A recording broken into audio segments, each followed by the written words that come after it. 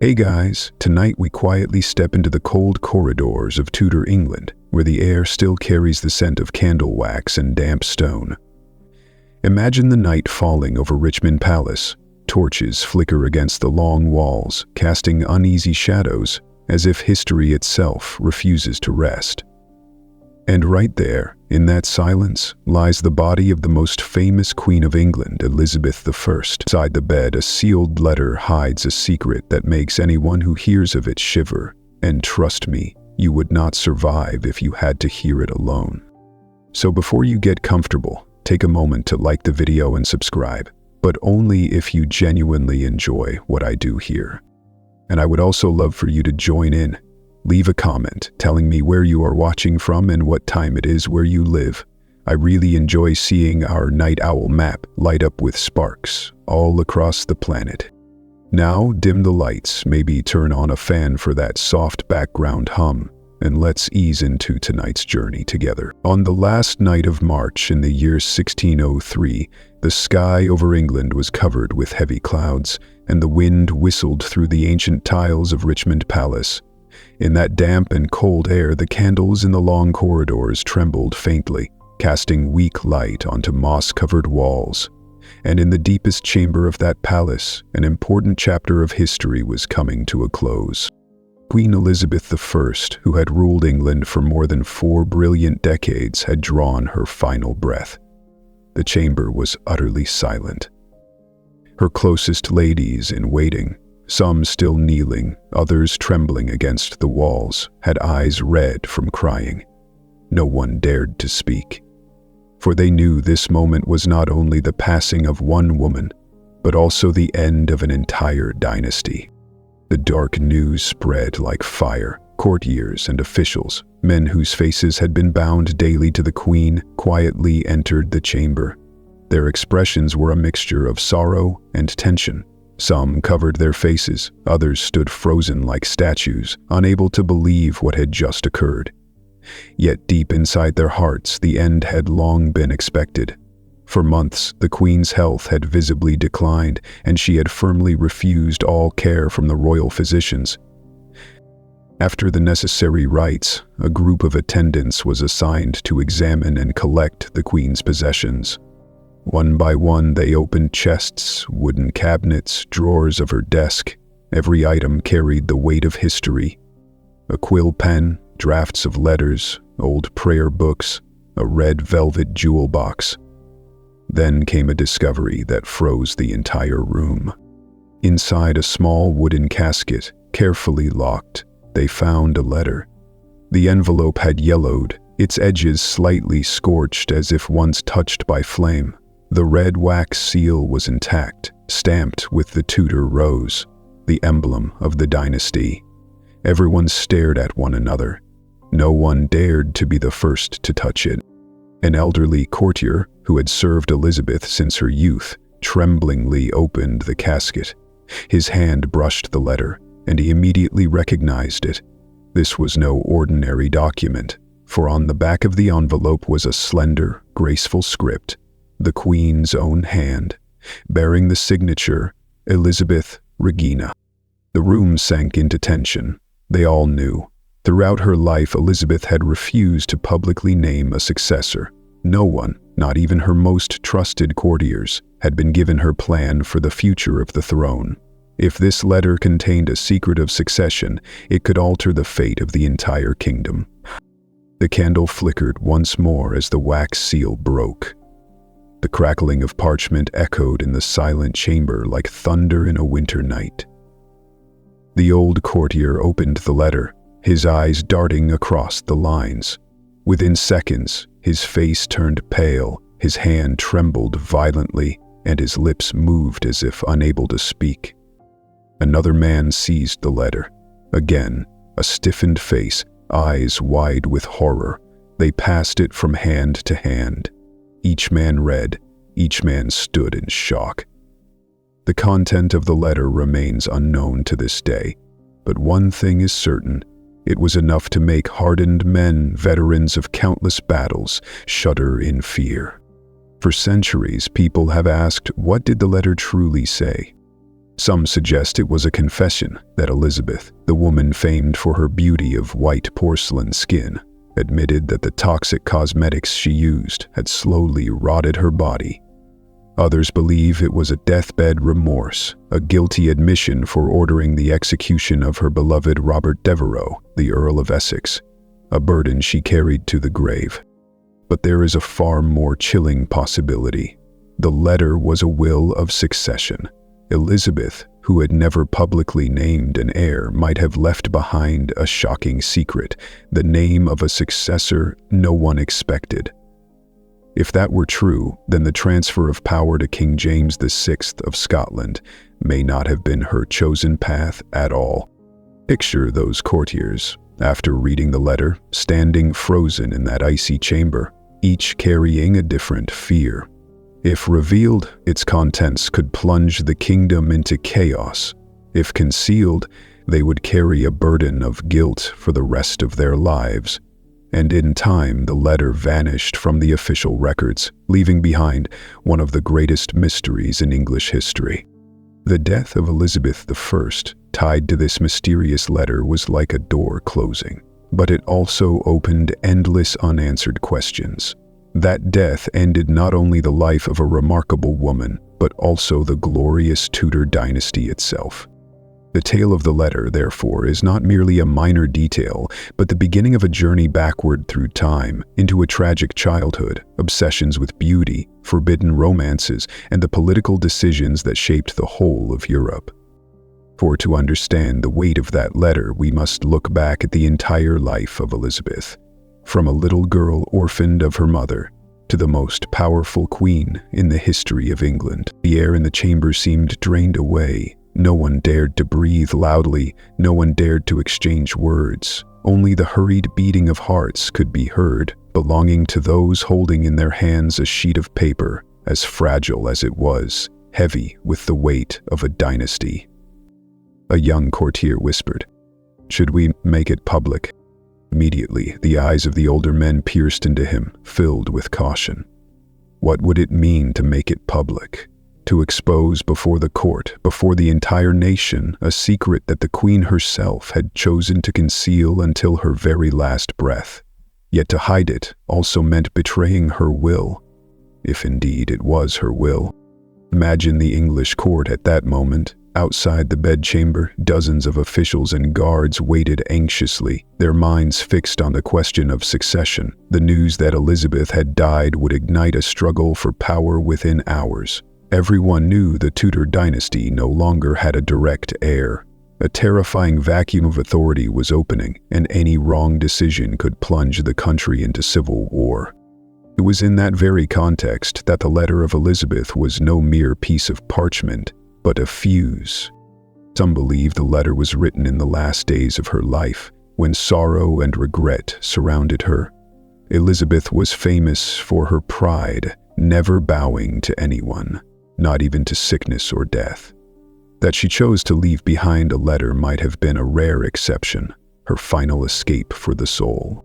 Another theory suggests the letter was not written for her courtiers, but for history itself, as if a message for future generations that the truth about her body rotting from lead and mercury, about forbidden loves and political missteps, must one day be known.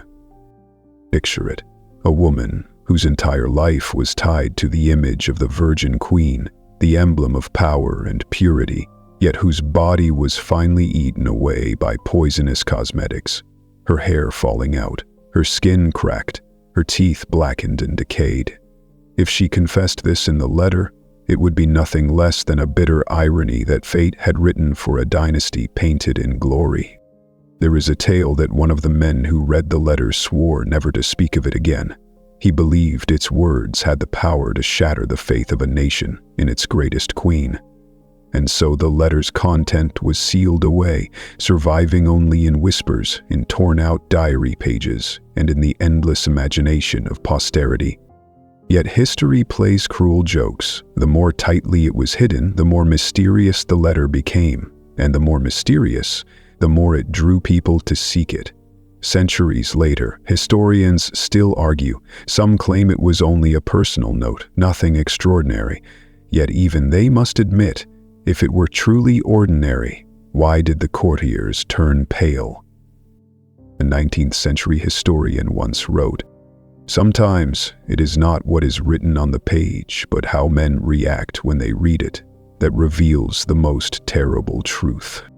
So what could make men who had seen heads roll and blood spill on battlefields recoil in horror at a few lines of ink? Beyond the matters of succession and her decaying body, there was another possibility few mention. The letter might have been a confession that Elizabeth had allowed love and jealousy to mingle with politics. She had adored Robert Dudley and later Robert Devereux, yet in the end both men left cracks in her heart that never healed. Dudley died far from her, and Essex was sent to the scaffold by her own command. If the letter admitted that Essex's execution was a mistake, that alone would shake the belief of those who saw her as the model of cold reason. You see, the letter was never just a small detail in the Queen's death. It was like a mirror reflecting her entire life, at once glorious and tragic, proud and full of regret. That night, after reading it, the courtiers shut the casket tightly, sealed it as before, and quickly hid it in a secret room of the palace. Not one of them spoke of it to the court. By the next morning, when the official news of Elizabeth's death was announced, the letter seemed to vanish from the flow of history.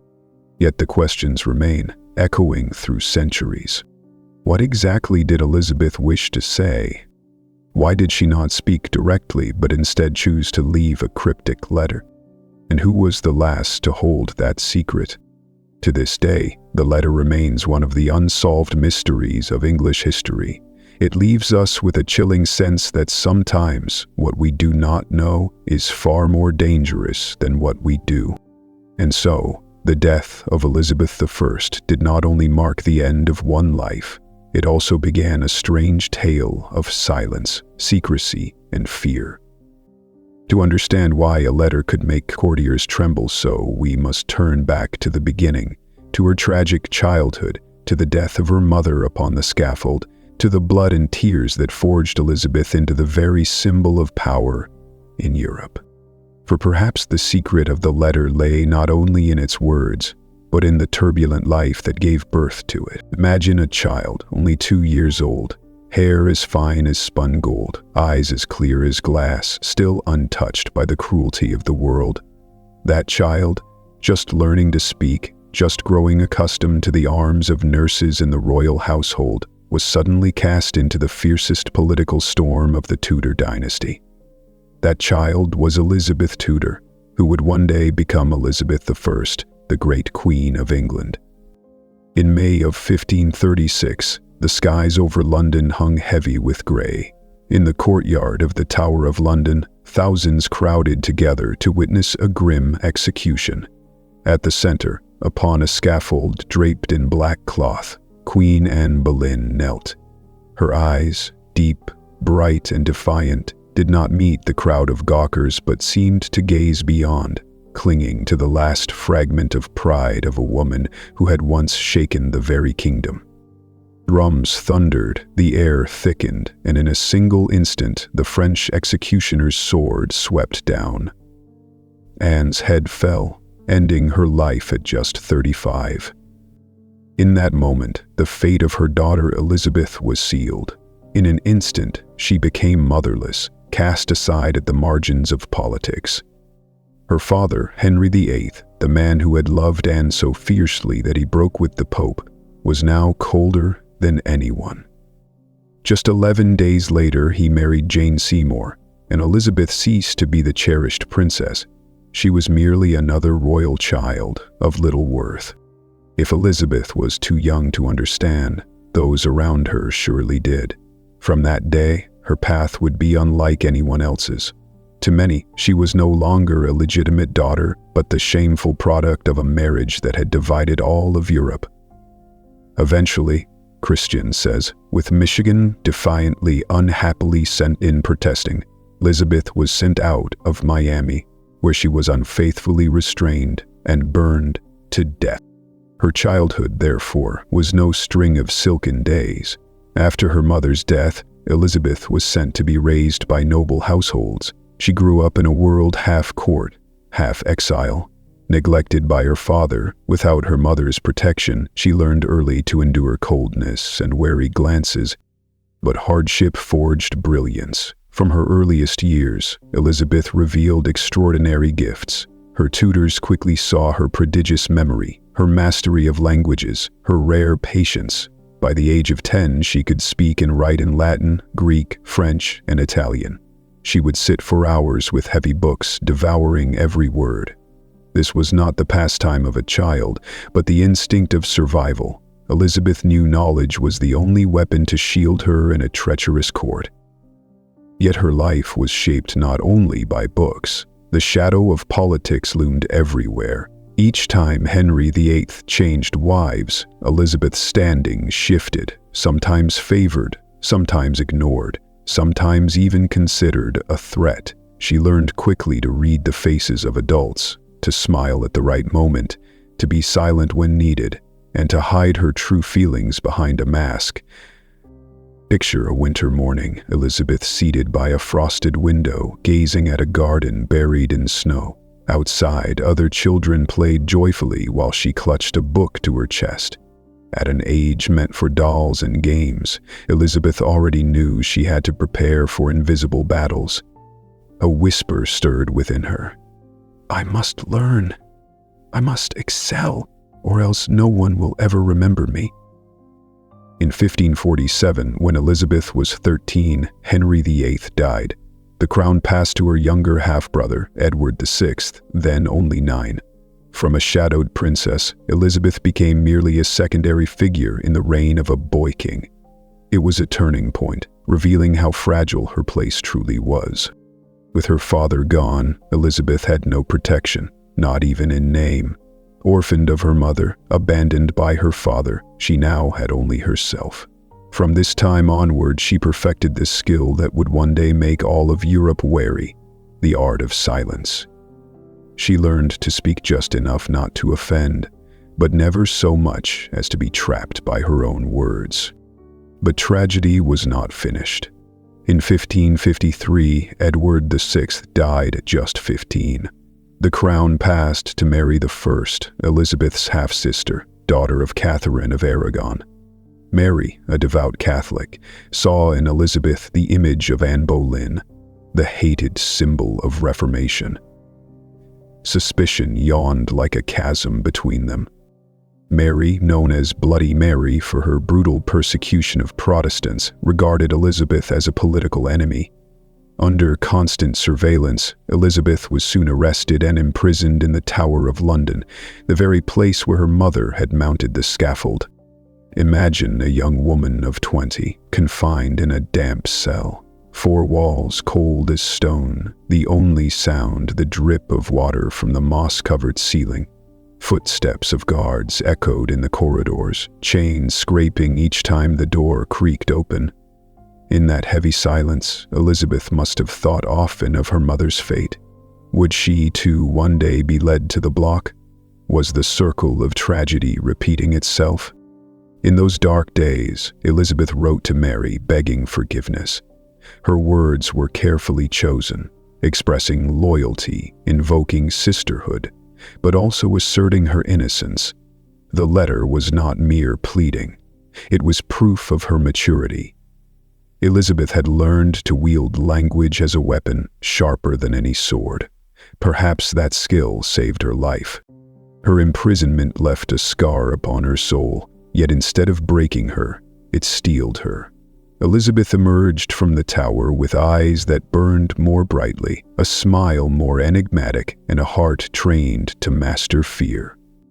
Her childhood and youth, from age 2 to beyond 20, were nothing but loss. A mother executed, a father indifferent, a brother dead too soon, a sister mistrustful. In such conditions, most would have collapsed. Elizabeth did not. She turned pain into armor, intellect into sword, solitude into strength. The bitter lesson she drew from her tragic youth was this: Love and loyalty may betray, but knowledge and clarity never do. That truth carried her through every storm, and it was the bedrock of one of the most dazzling reigns in English history. When Elizabeth ascended the throne in 1558, she was no longer the unfortunate child. Her delicate face now bore eyes sharp as blades. Her smile concealed layers of grief, and within her heart burned an iron will. All were forged by a childhood shaped, perhaps deliberately, by history to produce a great queen. And those memories, cold nights in the Tower, whispers of her mother's death, were etched deep into her soul. If, at the end of her life, she left behind a mysterious letter, then surely within its lines lingered the shadow of this tragic youth. For no pain runs deeper than the wounds inflicted at the very beginning of life. When Elizabeth ascended the throne in 1558, she was only 25 years old. It was a moment of monumental history. A woman once dismissed as an illegitimate child, now crowned queen of a kingdom staggering under the weight of religious, political, and economic crisis. Yet from the very moment of her coronation, Elizabeth understood a brutal truth. To rule and to hold the throne, she would need not only intellect and cunning, but also another weapon, the image of herself. In the 16th century, beauty was not merely private vanity. For queens, it was a symbol of power. People believed the queen's face reflected the prosperity of the nation. Smooth white skin, like porcelain, signified nobility, proof she had never toiled under the sun like the lower classes. A radiant countenance was seen as evidence of divine favor, that the dynasty was legitimate and blessed by God. Elizabeth knew this better than anyone. She had seen with her own eyes how her sister, Mary I, with a gaunt face and body wasted by illness, was branded Bloody Mary and cursed in legend. She knew a queen ruled not only by law and armies, but by the illusion she cast before her people. But fate once more tested Elizabeth. In 1562, at the age of 29, she was struck by smallpox. For weeks the queen hovered near death. Her counselors trembled at the thought of England descending into chaos should she not survive. Elizabeth lived, but the disease left cruel scars, a face pitted with marks, most of her hair gone, and an appearance prematurely aged. For any woman, it would have been a wound beyond comfort. For Elizabeth, watched by all of Europe, it was nothing less than a death sentence upon her image. In the mirror, she no longer recognized the youthful girl she once was. And so, Elizabeth entered the longest battle of her life, the war against time itself. She began to use thick white face paint, heavy enough to cover every scar. The cosmetic was called Venetian ceruse, a name of elegance that concealed its true ingredients, white lead and vinegar. Applied to the skin, it transformed roughness into a porcelain mask. Under candlelight, Elizabeth's face became almost otherworldly. People called her the White Goddess, a vision both enchanting and unnerving. Yet the powder smelled acrid, sour like old wine. Many courtiers who stood near the queen felt discomfort, but none dared to speak. They bowed their heads, for what they inhaled was not only the stench of lead and vinegar, but the odor of power. Elizabeth also used lip color containing mercury, a heavy metal that slowly corroded the flesh. To remove her makeup, she relied on solutions laced with mercury as well, harsh chemicals that stripped away layers of delicate skin. Imagine the scene. Each night, after a court banquet, the queen sat before a bronze mirror as her ladies gently wiped away the thick mask. But instead of revealing fresh skin, every wipe tore at her face, burning as if pierced by needles. And Elizabeth continued, day after day, year after year, for she knew her image mattered more than life itself. In the eyes of her people, the queen must be eternal, never aging, never weakening. The image of the Virgin Queen, the one true bride of England, had to shine forever, even as her body decayed under poison. By the time she reached 40, Elizabeth clung even tighter to her white mask. In daylight, her face resembled plaster, stiff and void of natural expression. Wigs of human hair and horsehair, drenched in perfume to mask foul odors, were placed upon her head whenever she appeared in public. Together they created a surreal vision. A queen so beautiful in her coldness, she seemed no longer human, but a statue made divine. Whispers spread of her fear of mirrors. Each morning, Elizabeth spent hours before her reflection applying paint, but at night she avoided the bare bronze glass. Perhaps she feared the sight of her true face, one ravaged by time and poisoned by lead. Deep inside, she knew the mask did not only cover scars, but also concealed a truth. She too was mortal. She too aged. She too sickened. She too would die like anyone else. Modern historians agree cosmetics played a major role in Elizabeth's failing health. Lead and mercury accumulated in her body over decades, leaving her with constant pain, hair loss, rotting black teeth, and even damage to her nerves. The headaches, the endless fatigue, the unpredictable moods, many trace them back to the very weapons of beauty she relied upon.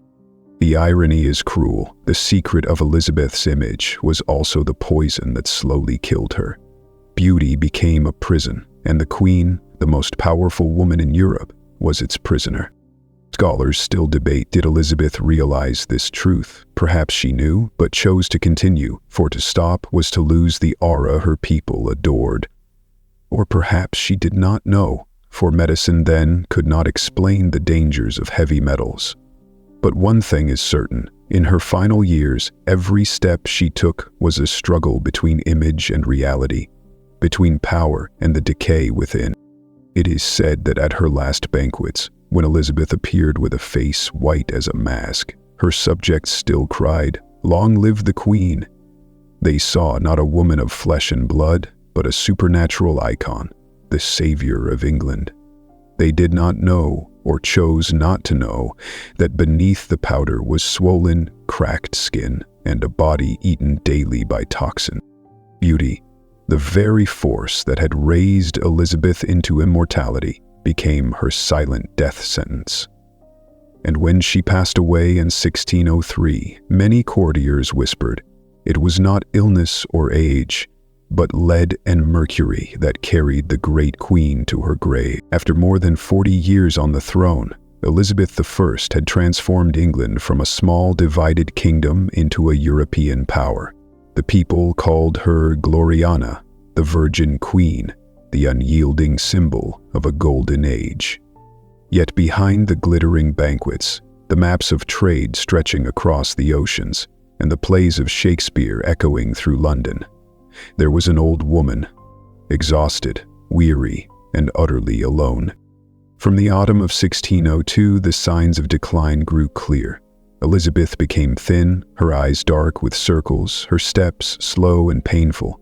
Courtiers noticed she rarely smiled and appeared less and less in public. No longer did she proudly step onto the balcony to greet her subjects. Instead, she hid within Richmond Palace, its cold stone walls surrounding her like a cage for a fading soul. Her greatest sorrow was the loss of those she loved. For decades, the Queen had been the center of the court, surrounded by advisors, friends, and lovers, but time spares no one. Her dearest companion, Catherine Carey, niece of Anne Boleyn, died in February 1603, leaving a void that could never be filled. Upon hearing the news, Elizabeth sank into despair. She lamented, "I have lost the mirror of my youth." And there was another name that haunted her to the end, Robert Devereux, the Earl of Essex. Once her young, handsome, and daring favorite, he had been executed for treason by her own order in 1601. From the day Essex was beheaded, Elizabeth never again found peace. A courtier recorded that on late nights the Queen would sit alone in the dark, murmuring through tears, repeating his name. His memory became a relentless ghost, each recollection stirring both rage and regret. For Elizabeth, it was a torment beyond bearing. She was the Queen, who placed the kingdom above all, yet also a woman who had loved. She signed Essex's death warrant to secure the throne, but her heart could never forget his gaze, his smile, his defiance. Politically, his death may have been necessary, but emotionally it was the deepest wound of her soul. As time passed, Elizabeth withdrew further. Physicians begged to examine her, but she refused. She would let no one see her weakness. She would not lie down in bed, convinced that if she did, she would never rise again. For hours, she stood motionless, supported only by cushions hastily placed around her by anxious maids. Some days she stood for 15 hours, her legs trembling, yet her eyes still burned with a strange fire. It was the stubbornness of a woman proud to the very end. Elizabeth would not admit that death was near. She once said, "A queen never dies in her bed." Perhaps she feared that lying down would strip away the divine mask that had shielded her all her life, reducing her to an ordinary old woman. They say that in her final days, Elizabeth spoke to almost no one. She sat silently on a great cushion on the floor, her gaze empty, her lips moving in broken prayers. Couriers begged her to eat, but she only shook her head. Food had no taste, wine no sweetness. All that remained was silence and a sorrow too deep for words. In the shadows of her chamber, ghosts from the past seemed to gather. Her mother, Anne Boleyn, kneeling beneath the sword. Her father, Henry VIII, with cold, unyielding eyes. Her brother, Edward. Her sister, Mary. All gone before her. Then Dudley, her first love. Then Essex, her last passion. One by one, their faces returned, flickering like phantoms around a dying candle. Elizabeth, who had been the center of all, was now surrounded only by her memories. On March 24, 1603, before the sun rose, the chapel bells of Richmond Palace tolled. Elizabeth I had breathed her last at the age of 69. In that moment, she may still have sat upright, proud as she had always been. Her ladies wept, courtiers knelt, yet the silence was heavier than any lament, for they knew an era had ended. Her death was not merely the passing of a woman, but the close of the Tudor dynasty itself. With no children, no direct heir, she left behind an empty throne that shook the court. More than that, she left a sorrowful void in the hearts of her people. Whether they had loved or hated her, all felt the loss. For nearly half a century, they had lived beneath her steady presence. Now the emptiness seemed too vast to fill. The irony was cruel. Her death came in the very form she most feared: loneliness, wrapped in grief. Elizabeth, the woman who had defeated every enemy, outlasted every plot, and held her throne through storms of politics, was finally undone by her own heavy heart. And if the mysterious letter truly existed, it was most likely written in those dark months, when Elizabeth, caught between sorrow and solitude, longed to send one last message to posterity. Perhaps it was a confession of love, a regret for Essex, or simply the weary sigh of an aged soul. Whatever its content, the letter surely carried the breath of those final days, when even a mighty queen had to bow before the truth, that no matter how great, every human being is bound by sorrow and by death. In the history of Europe, few figures embody as many contradictions as Elizabeth I. All her life, she was hailed as the Virgin Queen, the monarch who declared she was married to England itself, placing the throne above all marriage.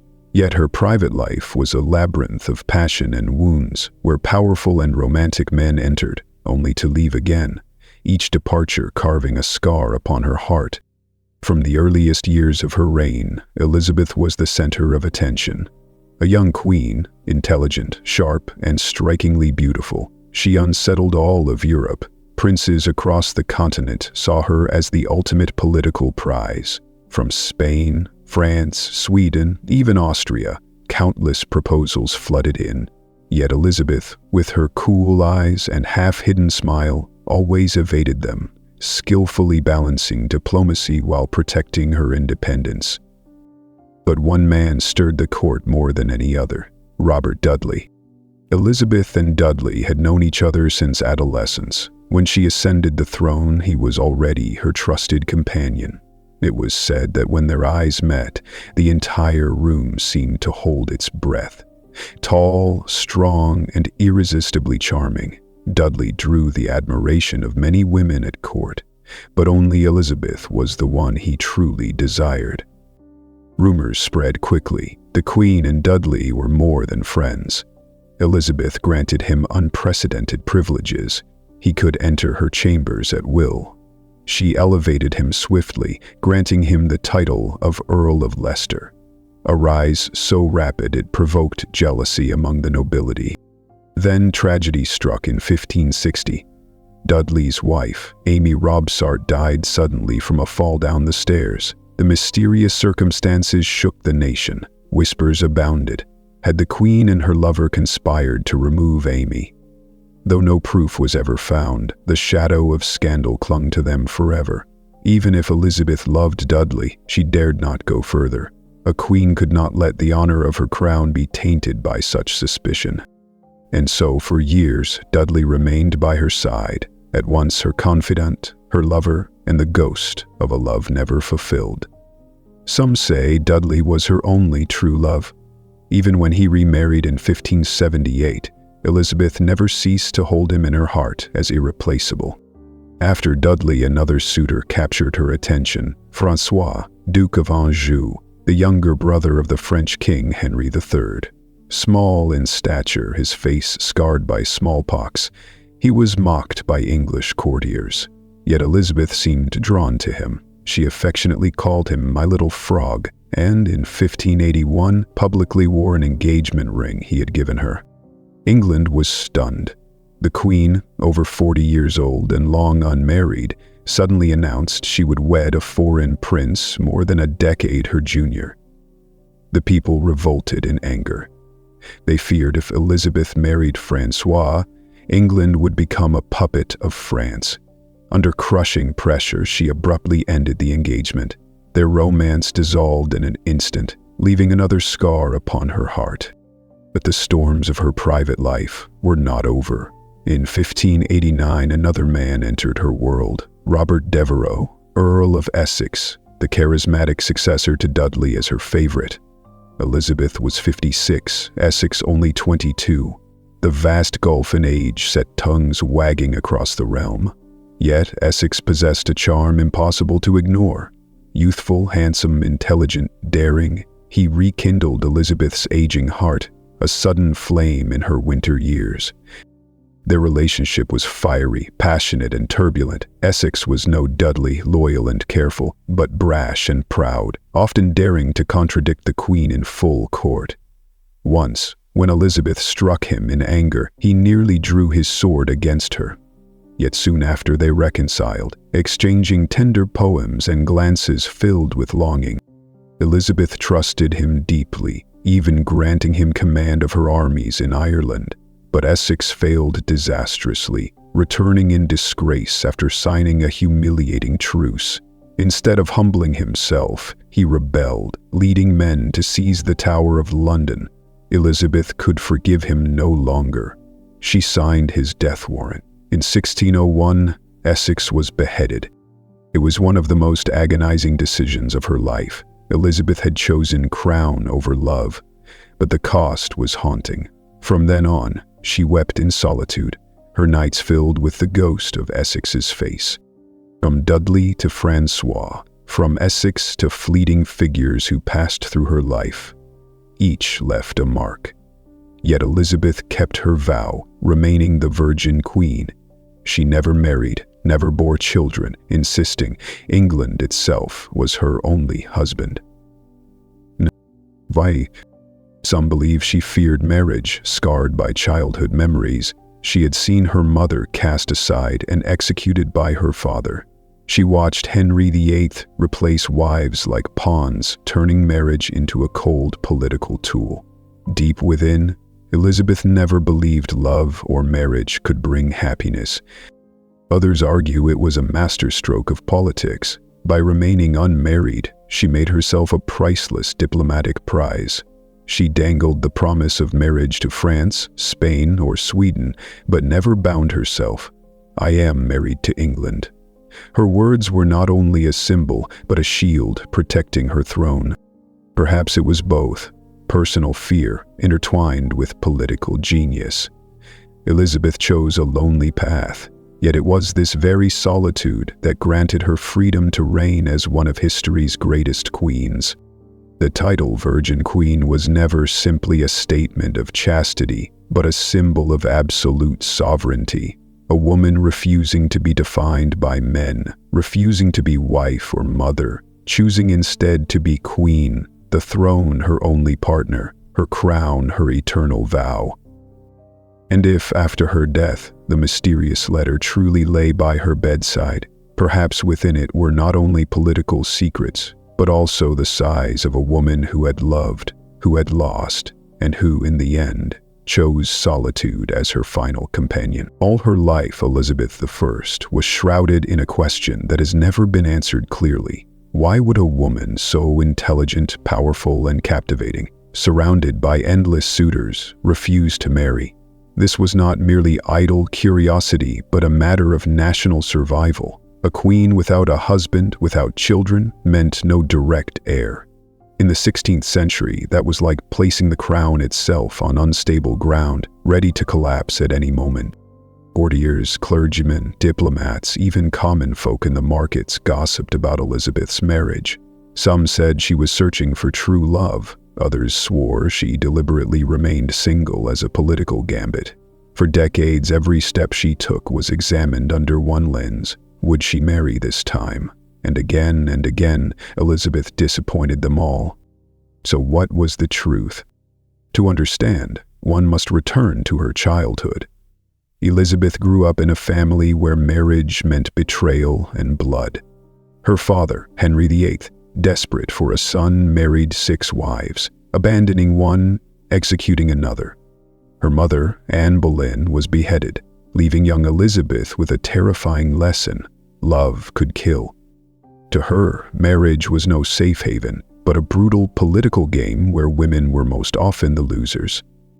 But personal fear alone cannot explain it. Elizabeth was also a political genius. She knew that with a single stroke of a marriage contract, she would lose the freedom of an independent monarch.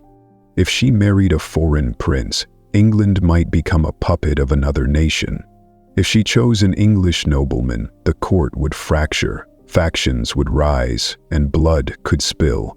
By remaining single, Elizabeth made herself the center of absolute power, bound to no man, beholden to no husband. Imagine a council meeting, courtiers pleading, "England needs a prince, a successor.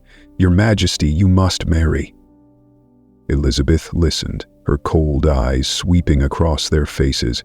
Then, with a proud smile, she answered, "I am already married. My husband is the Kingdom of England." The declaration thundered across Europe, stunning both allies and enemies. A woman who dared call an entire nation her husband. This was not just arrogance, but political brilliance. Throughout her reign, Elizabeth skillfully played the marriage card as leverage. When she needed peace with Spain, she entertained talk with King Philip II. When she sought favor with France, she hinted at marrying François, Duke of Anjou. When she looked toward Sweden, she let King Eric dream of her hand. She turned herself into a priceless prize, desired by all, claimed by none. Through this, Elizabeth balanced diplomacy and kept the great powers at bay. Yet, political truth did not erase personal loneliness. In long nights, when the lead paint was wiped away, when the maids withdrew, Elizabeth sat alone by a dim candle. She may have whispered Dudley's name, or Essex's, or smiled bitterly at the memory of François. But by morning she donned her jeweled robes, placed a crown upon her head, and declared to the world she needed no one. This contradiction gave birth to the image of the Virgin Queen, both real and illusory, part political choice, part cover for private sorrow. People wondered endlessly, was Elizabeth truly a virgin? Historians have argued for centuries, but perhaps the question itself does not matter.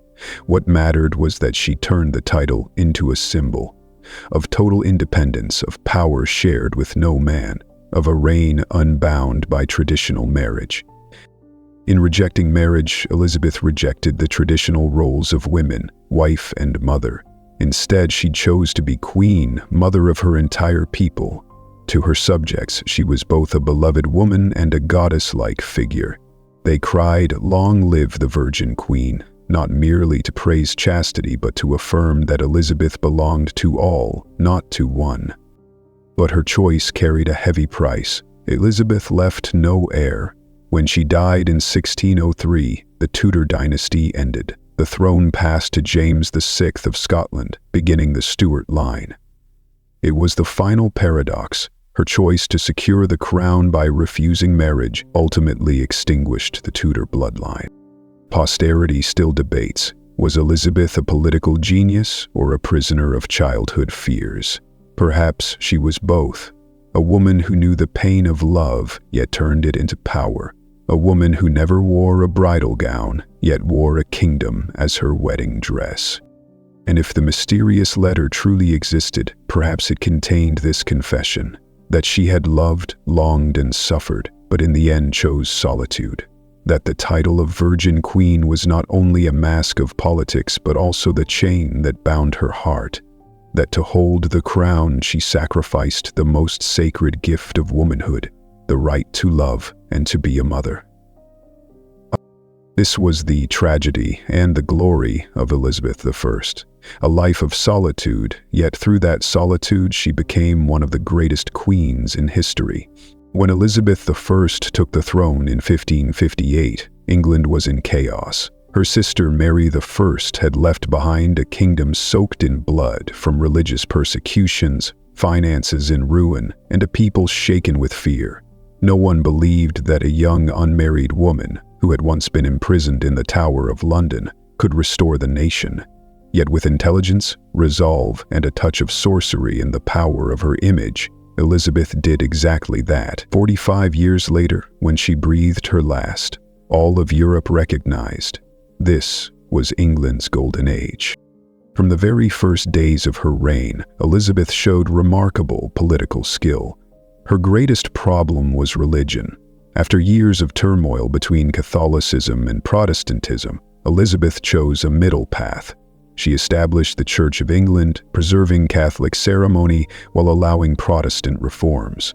This compromise, known as the Elizabethan religious settlement, laid the foundation for centuries of relative religious stability. While Europe bled in endless wars of faith, Elizabeth's England remained comparatively at peace. The economy, too, began to flourish. Trade expanded, fueled by daring voyages across the seas. The names of Francis Drake, the first Englishman to circumnavigate the globe, and Walter Raleigh, who paved the way for colonies in America, became legendary under her reign. Ships returned to London laden with gold, spices, and goods from every corner of the world, transforming the city into a rising hub of European commerce. Then came the defining event. In 1588, the mighty Spanish Armada, the greatest fleet of its age, sailed to conquer England. Facing invasion, Elizabeth rode to her troops at Tilbury, clad in gleaming silver armor, and spoke the words that entered history.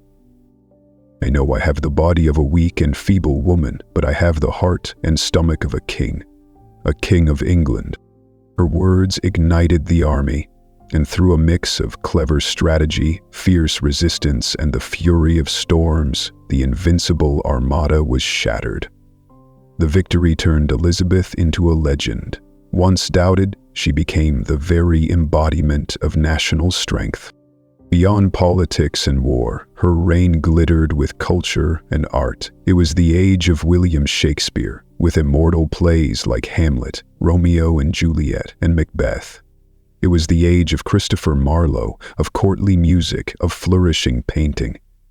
London rose as a cultural capital, where tales of tragic love and human struggle unfolded on stage before thousands. Elizabeth herself became a figure within that culture. She understood the power of image. She commissioned hundreds of portraits, each subtly altered to show her younger, more beautiful, more powerful than reality. In them, she never aged, never bore scars, never appeared weak. She became a goddess. Porcelain skin, magnificent robes, holding scepter or orb, symbols of dominion over the world. That image spread across England, instilling in her people the belief that their queen was immortal, was God. Yet behind the glow was flesh and blood, paying the price of solitude. She never married, bore no children, and each night returned alone to her vast chambers.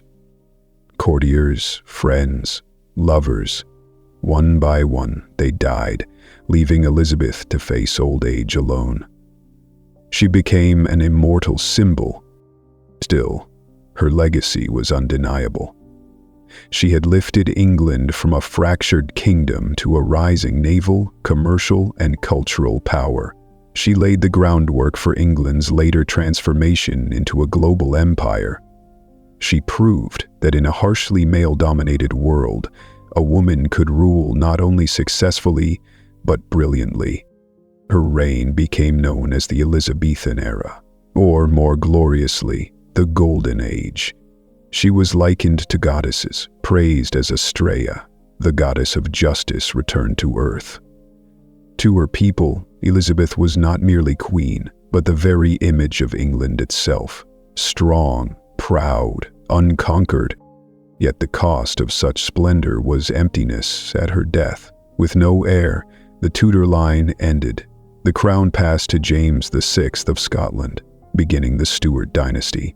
It was the final paradox. Her choice to remain the Virgin Queen to safeguard her throne ultimately brought her dynasty to extinction. But perhaps Elizabeth accepted this. To her, the throne was not meant to be passed to a child, but to inscribe her own name upon history. And indeed, she succeeded. More than 4 centuries later, the world still remembers Elizabeth I as one of the greatest queens of all time. When we reflect on her legacy, it is not only in victories of war, prosperity of trade, or brilliance of culture. Her greatest legacy was herself, a symbol. She proved that a woman could wield absolute power, that pride and intellect could overcome prejudice. She left England not just with a golden age, but with an immortal belief that England could master the seas and stand equal with any great power. And if the mysterious letter truly was found after her death, perhaps it was the final piece of her legacy. Perhaps she confessed private sorrow. Perhaps she gave guidance for the crown. Perhaps it was only a farewell. But whatever its contents, one truth remains. Elizabeth I lived a life both glorious and tragic, and it was precisely this union of light and shadow that forged an immortal legacy. On March 24, 1603, before the sun had risen over the gray skies of Richmond, Queen Elizabeth I drew her final breath. Beside her there was no husband, no child, only a handful of courtiers and her most loyal ladies-in-waiting. The news thundered across the realm. The queen who had ruled for 45 years, who had carried England into its golden age, was gone. The people wept, nobles trembled, and all of Europe waited in silence to see where this kingdom would go next. But in that moment, deep within the dark chambers of the palace, a strange discovery chilled the courtiers to the bone. A letter. A small wooden casket, locked with a rusted iron clasp, was found beneath the very desk Elizabeth had so often used. When opened, it revealed a yellowed envelope, its red wax seal still intact, stamped with the Tudor rose. On the back was a familiar hand, Elizabeth R., the Queen's own signature. It is said that when the letter was opened, those present fell silent. No one spoke. No one dared to announce its contents. They passed it hand to hand, reading in turn, and on each face appeared the same unmistakable look of dread. To this day, no one knows for certain what the letter contained. It vanished from the official record, erased from history. Yet that very absence only inflamed the imagination of posterity, and for centuries theories have abounded. Some believe it was a confession of bodily decay. Elizabeth, famed all her life for her porcelain skin, may have admitted that the white lead and mercury powders she wore daily had poisoned her, killing her slowly. If true, the letter was nothing less than a tragic indictment. Beauty itself had turned into poison, destroying one of the greatest queens in history.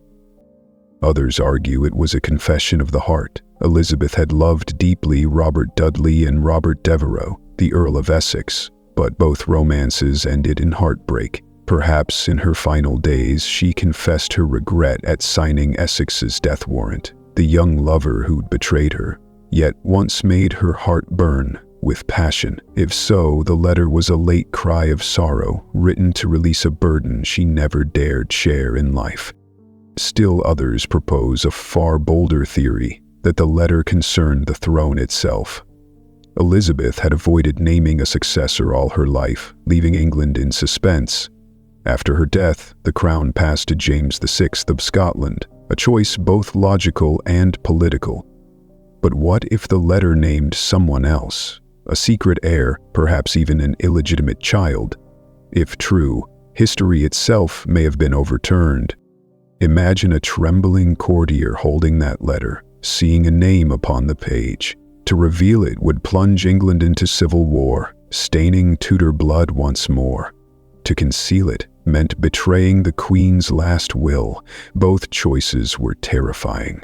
Perhaps that is why the letter was hidden, suppressed, as if it had never existed.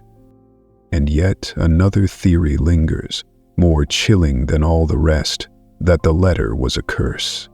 Elizabeth, with her sharp mind, knew England would face harsh trials after her death. Perhaps she left behind words of dark warning, foretelling ruin if the next ruler proved too weak. If so, it is no wonder the courtiers recoiled, as though they had heard whispers from beyond the grave. Modern historians still argue. Some dismiss the tale as legend, woven to add mystery to Elizabeth's death. Yet scattered diary entries and letters from that time hint that a strange document really was found after she died. So where does the truth lie? Perhaps silence itself is the answer. Elizabeth wielded silence as a weapon all her life. Silence in the face of proposals, silence under accusations, silence even before death. And the letter, whether it existed or not, was but an extension of that strategy, a secret withheld, leaving future generations forever guessing.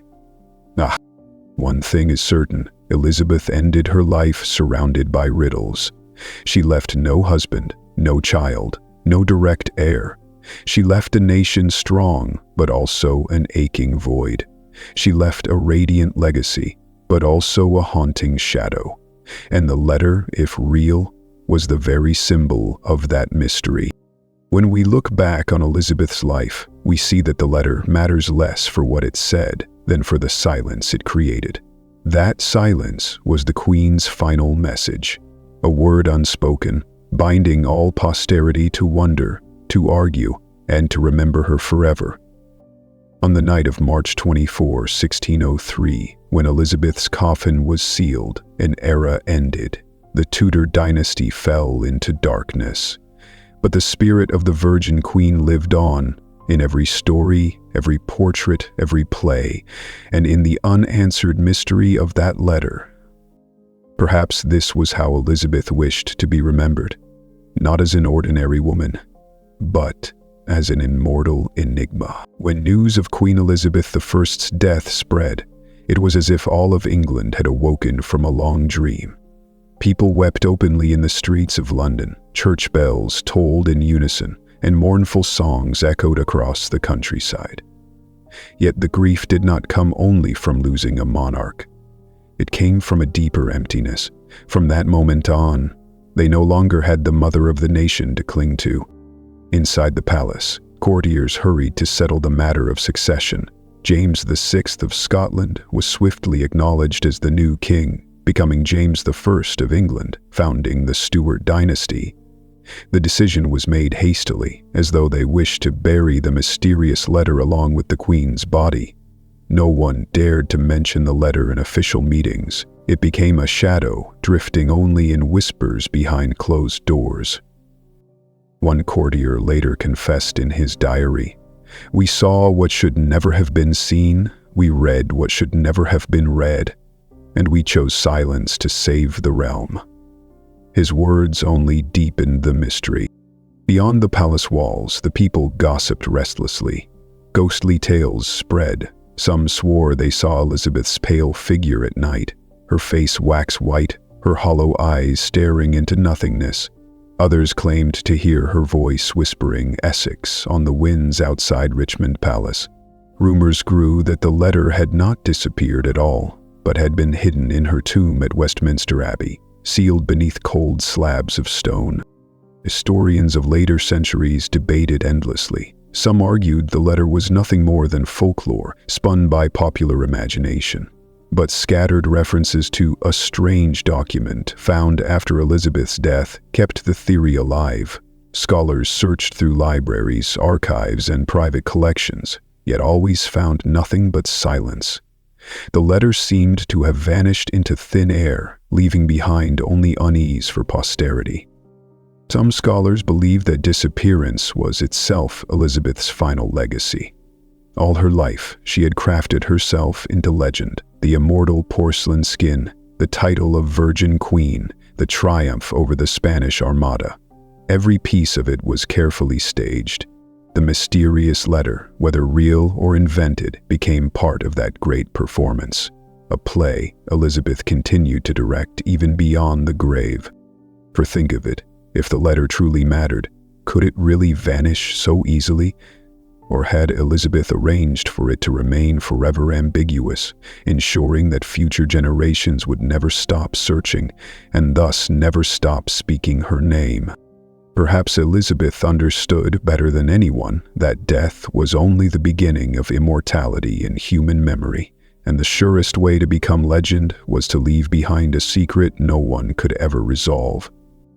That is why, when visitors stand before her tomb at Westminster Abbey, beneath the inscription "Partners in Throne and Grave, here rest Elizabeth and Mary," they feel the weight of paradox.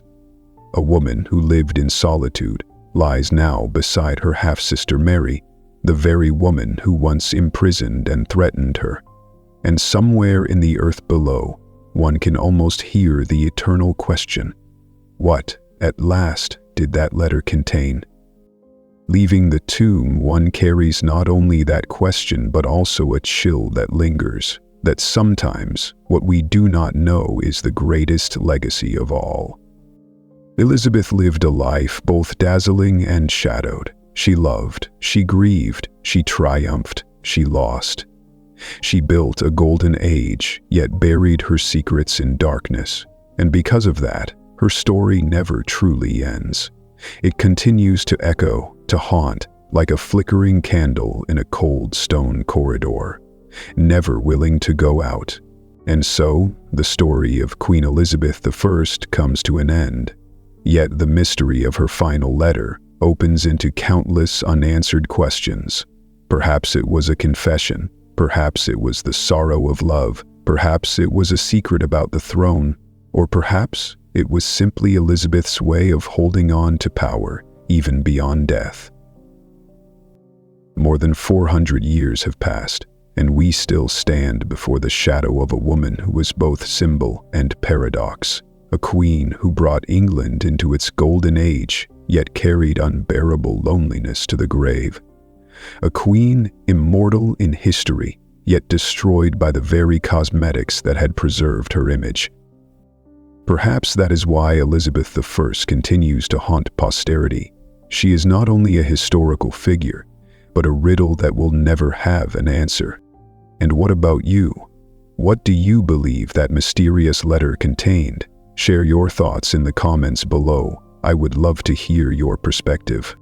If you enjoyed this journey, don't forget to leave a like, share this video with friends, and subscribe so you won't miss more haunting and mysterious stories from history. Thank you for staying with me until the very end. Now let the lights grow dim, take a deep breath, and close this night in silence, for sometimes it is the unanswered mysteries that lull our minds to rest. Wishing you a peaceful night.